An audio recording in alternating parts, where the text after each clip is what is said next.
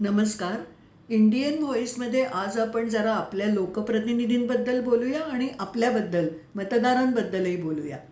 महाराष्ट्रात आमदारांनी केलेली पक्षफोड, पक्षांतरं हा खेळ झाला.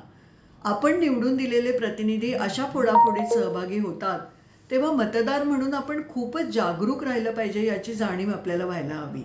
कारण हे सगळं चुकीचं वाटत असेल तर ते दुरुस्त करण्याचं काम आपण आणि आपण मतदारच फक्त करू शकतो. Association for democratic reforms ADR ही 1999 मध्ये स्थापन झालेली संस्था निवडणुका आणि राजकीय सुधारणा या क्षेत्रात सातत्याने काम करणारी. आणखी एक संस्था आहे नॅशनल इलेक्शन वॉच NEW. ही संस्था म्हणजे एक मोहीमच आहे.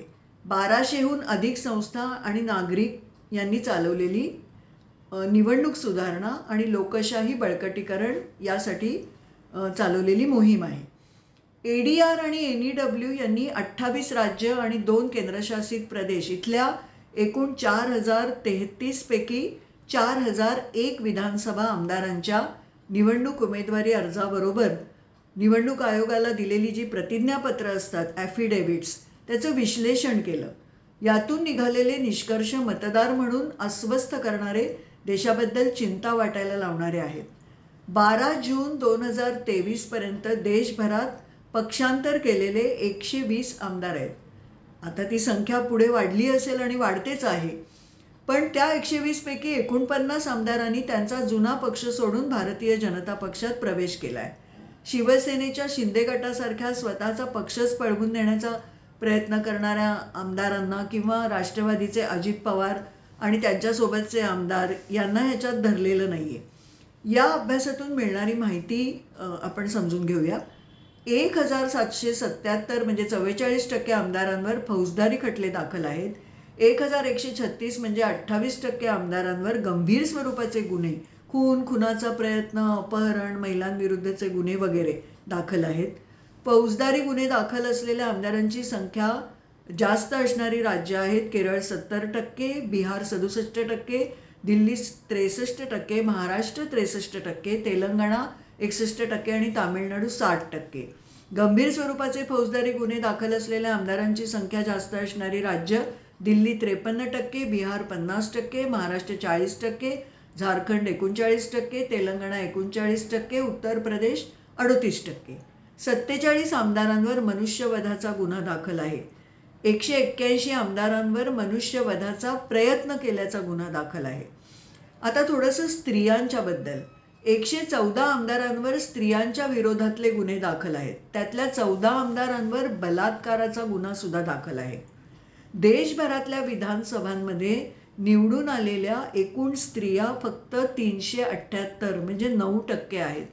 छत्तीसगड 18%, पश्चिम बंगाल 14%, झारखंड 14%, त्रिपुरा 14%, उत्तर प्रदेश 12% आणि बिहार 12%.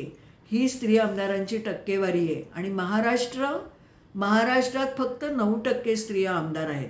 स्वतःला पुरोगामी म्हणवून घेणाऱ्या आपल्या महाराष्ट्रात ही असं चित्र आहे आणि आत्मपरीक्षण करण्याची गरज आहे. महाराष्ट्रातल्या 2 आमदारांवर भारतीय दंड संहितेच्या 302 कलमानुसार मनुष्यवधाचा गुन्हा दाखल आहे. तर 11 आमदारांवर भारतीय दंड संहितेच्या 307 कलमानुसार मनुष्यवधाचा प्रयत्न केल्याचा गुन्हा दाखल आहे. एका आमदारावर स्त्रियांच्या विरोधात गुन्हा दाखल आहे. एकंदरच देशभरात पक्षनिहाय फौजदारी गुन्हे दाखल असणाऱ्या आमदारांची ही टक्केवारी बघितली की मतदार म्हणून आपलं पक्ष निवडीचं काम किती अवघड आहे हे आपल्याला जाणवतं. या आमदारांच्या संपत्तीची आकडेवारी बघितली तर त्यांच्या विरुद्ध गुन्हे दाखल करणाऱ्या लोकांच्या साहसाला खरंच दाद द्यावीशी वाटते. सर्वात कमी मालमत्ता असणाऱ्या 10 आमदारांच्या यादीत महाराष्ट्रातले आमदार आहेत श्रीयुत विनोद भिवा निकोळे, डहाणू विधानसभा मतदारसंघाचे, मार्क्सवादी कम्युनिस्ट पक्षाचे. हे 10व्या क्रमांकावर आहेत. तेव्हा यावर्षी होणाऱ्या विधानसभा आणि लोकसभा निवडणुकांमध्ये आपल्यावर फार मोठी भिस्त आहे. आपण काय करू शकतो? निवडणुकीच्या रिंगणात उभ्या असलेल्या उमेदवारांवर फौजदारी स्वरूपाचे गुन्हे दाखल नाहीत ना, याची आपण तपासणी करू शकतो. निवडणूक आयोगाच्या वेबसाईटवर ही माहिती मिळते. शिवाय या प्रकारच्या बातम्याही प्रसिद्ध होत असतात.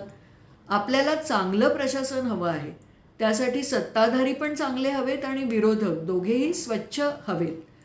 कोण निवडणूक लढवू शकतं आणि कोण निवडणूक लढवायला अपात्र असतं, असे सगळे नियम जे आहेत निवडणूक आयोगाचे, ते सुद्धा आपण माहिती करून घेणं आवश्यक आहे. आता हे सगळं बघून एकदा आपण मत दिलं की सुटलो, मोकळे झालो, असं करून चालणार नाही.